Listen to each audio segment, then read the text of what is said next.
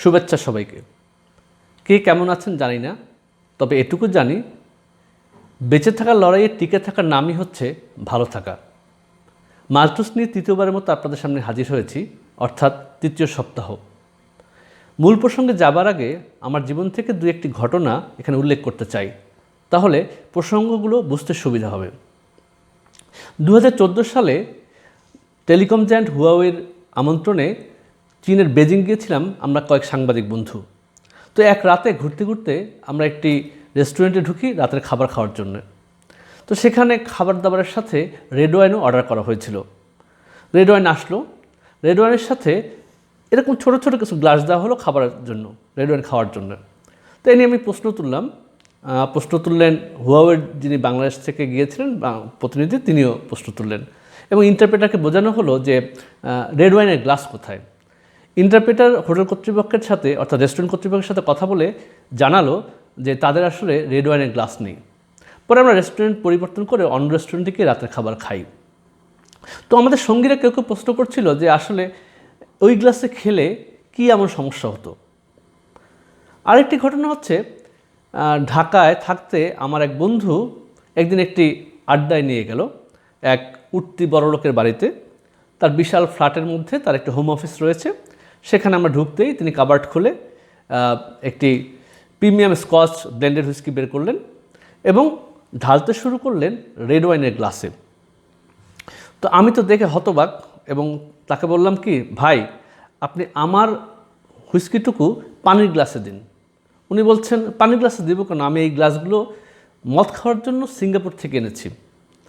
অনেকক্ষণ জোরাজোরি করার পর এক পর্যায়ে বললাম, ভাই যে গ্লাসগুলো আপনি এনেছেন এই গ্লাসে হুইস্কি খায় না, এই গ্লাসে রেড ওয়াইন খায়। উনি অপমানিত বোধ করলেন, বাট আমাকে পানি খাবার গ্লাসে হুইস্কি দিলেন।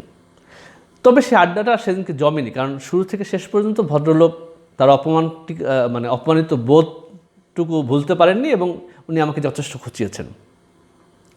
এই কথাগুলো বলছিলাম এই কারণে যে আসলে নির্দিষ্ট গ্লাস রয়েছে নির্দিষ্ট অ্যালকোহলিক বেভারেজ বা মদ খাবার জন্যে। এই নির্দিষ্ট গ্লাসগুলো শুধু ডিজাইনের জন্য আলাদা নয়, এগুলোর পিছনে বিশেষ কার্যকারণ রয়েছে।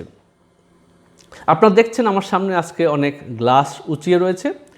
হ্যাঁ, ঠিক ধরেছেন, আজকে আমি আসলে কোন গ্লাসে কোন মদ খাবেন তা নিয়ে কথা বলবো।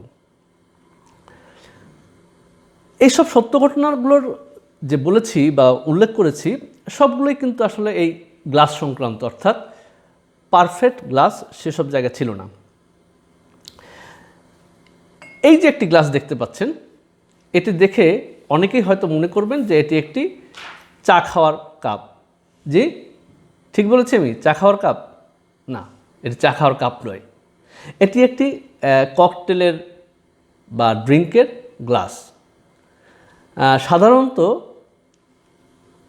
রাতের খাবারের পরে যে ককটেল ড্রিঙ্ক করা হয় এর নাম হচ্ছে আইরিশ কফি, সেটি এই ধরনের গ্লাসে খাওয়া হয় এবং যেহেতু এটি হট ককটেল অতএব এর একটি ধরার জায়গা রয়েছে এবং এইভাবে ধরেই এটি আপনি পান করবেন বা খাবেন। তো যে কথা বলছিলাম যে আসলে কী কারণে এই ড্রিঙ্কের গ্লাসগুলোর সৃষ্টি। প্রতিটি গ্লাস তৈরির পেছনে মূলত দুটি বিষয় জড়িত। একটি হচ্ছে যে ওই নির্দিষ্ট গ্লাসগুলো তৈরি করা হয়েছে এই কারণে যাতে আপনি ওই যে ড্রিঙ্ক বা মদ তার প্রকৃত সুগন্ধটা অনুধাবন করেন, এবং আরেকটি হচ্ছে তাপমাত্রা, অর্থাৎ নির্দিষ্ট তাপমাত্রায় ওই ড্রিঙ্কগুলো খাবার নিয়ম রয়েছে, অথবা যদি এর তাপমাত্রার এদিক ওদিক হয় তাহলে স্বাদের পরিবর্তন ঘটবে।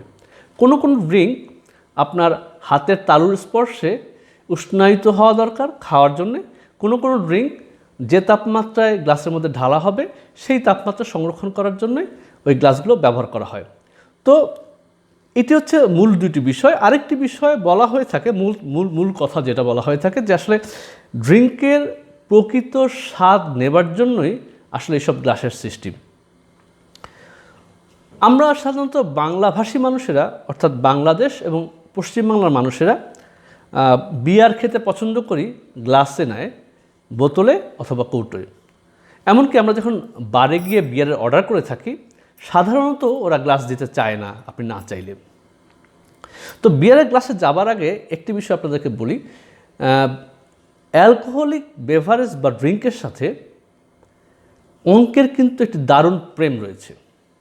অর্থাৎ আপনাকে অ্যালকোহলিক ড্রিঙ্কের গ্লাসগুলো বুঝতে হলে আউন্স, মিলিলিটার, পাইন্ট এসবগুলো বুঝতে হবে বা বোঝার চেষ্টা থাকতে হবে।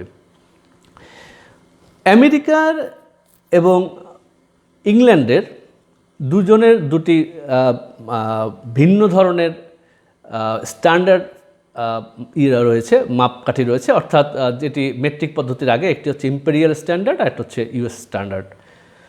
তো বিয়ারের গ্লাসের ক্ষেত্রেও এরকম একটি বিষয় রয়েছে। বিয়ারের ক্ষেত্রে যেটি আমেরিকান পাইন্ট বলা হয়, এই পাইন্টগুলোতে সাধারণত এই গ্লাসগুলো সাধারণত বড় গ্লাস হয়। এই মুহূর্তে আমার কাছে আমেরিকান পাইন্ট গ্লাসটি নেই। এই গ্লাসটি সাধারণত 16 আউন্স বা 473 মিলিলিটার বিয়ার ধরে এবং বিয়ারের মধ্যে ল্যাগার এবং ব্রাউনেল এ ধরনের গ্লাসে খাওয়া হয়। আর ইম্পেরিয়াল পাইন্ট, এই যে দেখছেন আপনারা, এটি হচ্ছে ইম্পেরিয়াল পাইন্ট গ্লাস। এই গ্লাসটিতে 20 আউন্স আপনার বিয়ার ধরে, অর্থাৎ 570 মিলিলিটার। এবং এই ধরনের গ্লাসে সাধারণত ব্রিটিশ যে অ্যালগুলো রয়েছে, ব্লন্ড অ্যাল, আইপিএ, এই ধরনের ড্রিঙ্কগুলো সাধারণত এই গ্লাসে খাওয়া হয়। এই আপনারা যেটা গ্লাসে দেখছেন, এটি কিন্তু হাফ পাইন্ট অর্থাৎ 10 আউন্সের গ্লাস। আর যেটি আমরা বলেছিলাম এর আগে যে আমেরিকান পাইন্টের গ্লাসে সাধারণত ল্যাগার ধরনের ড্রিঙ্ক খাওয়া হয়। তো এরপরে আমরা যদি বিয়ারের স্বর্গরাজ্য বলতে যা বোঝায় আর কি, জার্মানিতে এই ধরনের যে এই ধরনের স্টেইন প্রচলন রয়েছিল, এখনও রয়েছে। তবে এখন এগুলো সুবিনির হিসেবে ব্যবহার হয়। সাধারণত এসব স্টেইন পাথরের বা চীনামাটির তৈরি হয়। এবং এই যে ঢাকনাটি দেখছেন, এই ঢাকনাটি আসলে যখন ইউরোপে প্লেগের সংক্রমণ ঘটেছিল, তখন এই বিয়ার স্টেইনে ঢাকনার প্রচলন চালু হয়।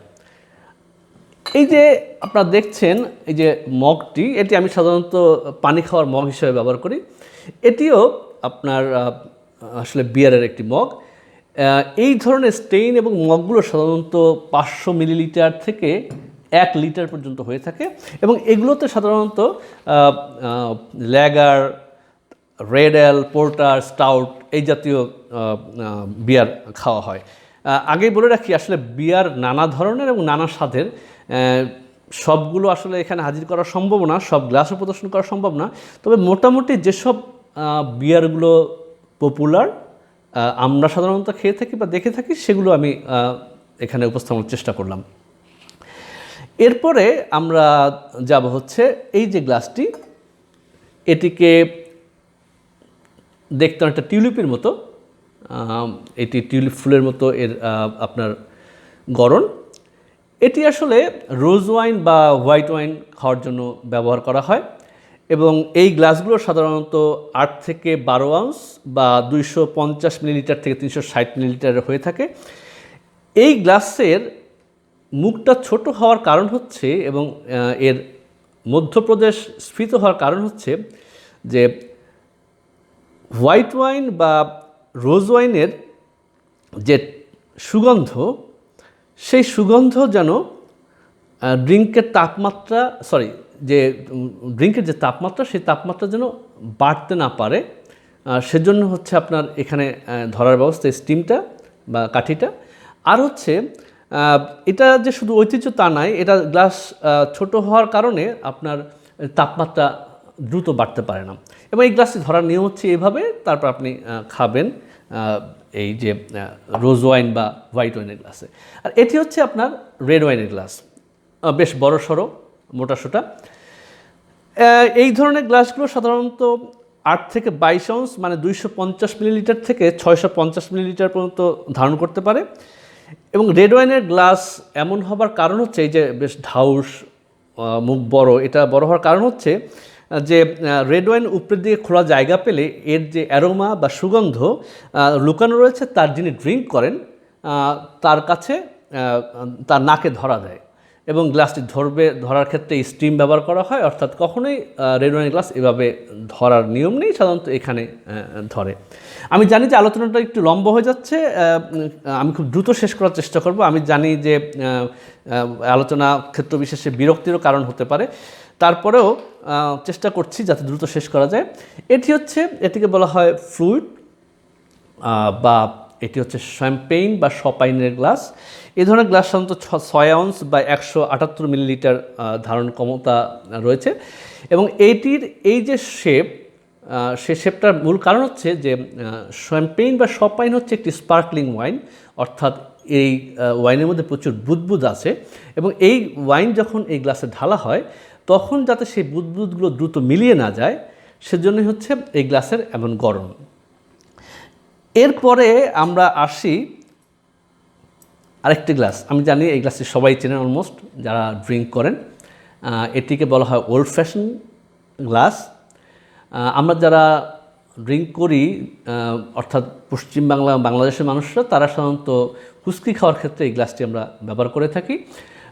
এই গ্লাসটি কিন্তু হুইস্কি খাওয়া ছাড়াও বিভিন্ন ধরনের ককটেল যেমন হচ্ছে black Russian, white Russian, old fashion এ ধরনের ককটেল বানানোর ক্ষেত্রে ব্যবহার করা হয় এবং এই গ্লাসগুলো ধারণ ক্ষমতা হচ্ছে 6 থেকে 8 আউন্স, অর্থাৎ 178 থেকে 250 মিলিলিটার।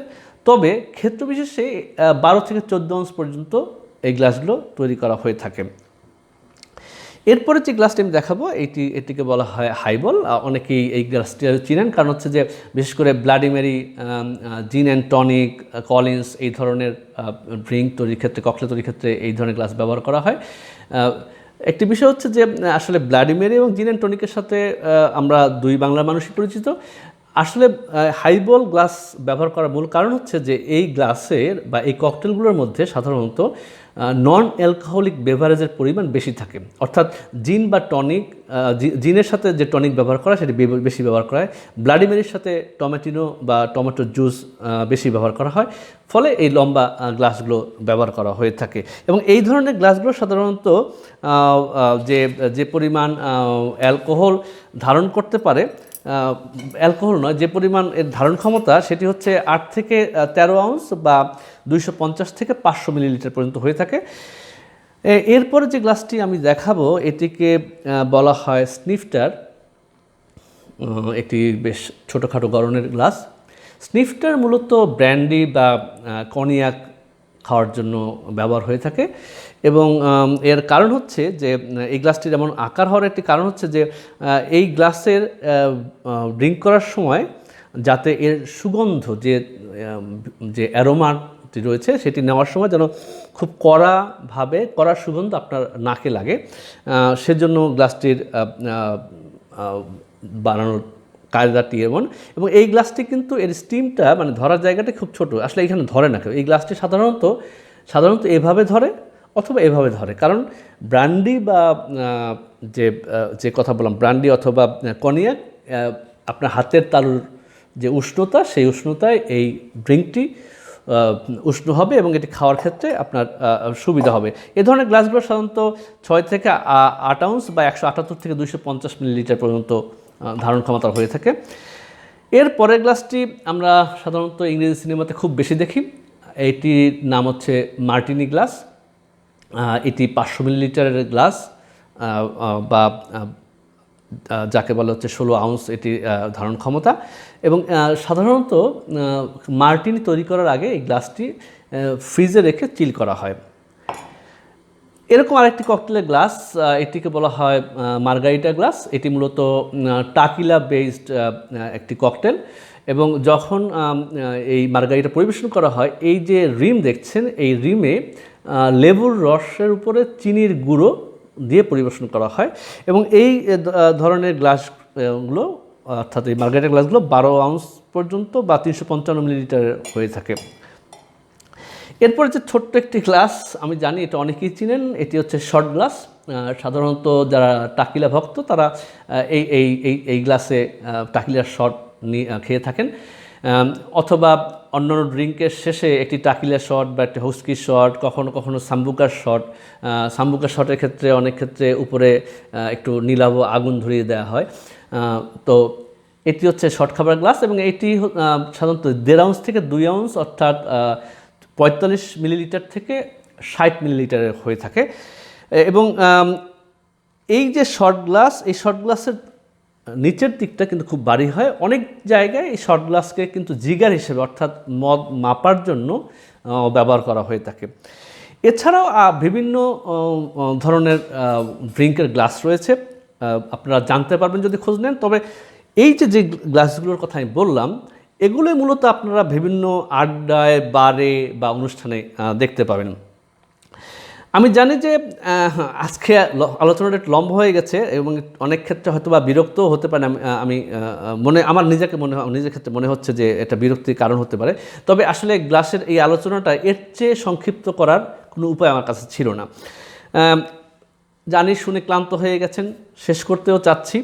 তবে শেষ করার আগে একটা জিনিস বলবো, আমার যে এই মাল্টুস চ্যানেল, এই চ্যানেলটি যারা দেখছেন তারা যদি এটি সাবস্ক্রাইব না করেন, আমি কি বলছি সেই কথাগুলো আপনার কাছে কেমন লাগলো, অথবা আপনার পরামর্শ, আপনার চাহিদা যদি কমেন্ট বক্সে না জানান, আপনি যদি আমার ভিডিওগুলোকে লাইক না দেন, তাহলে এই ভিডিও করার কোনো সফলতার মুখ দেখে না। আজকে এই পর্যন্তই। তবে হ্যাঁ, যাবার আগে একটা কথা বলতে চাই, সেটি হচ্ছে ডোন্ট ড্রিঙ্ক অ্যান্ড ড্রাইভ। মদ খেয়ে গাড়ি চালাবেন না।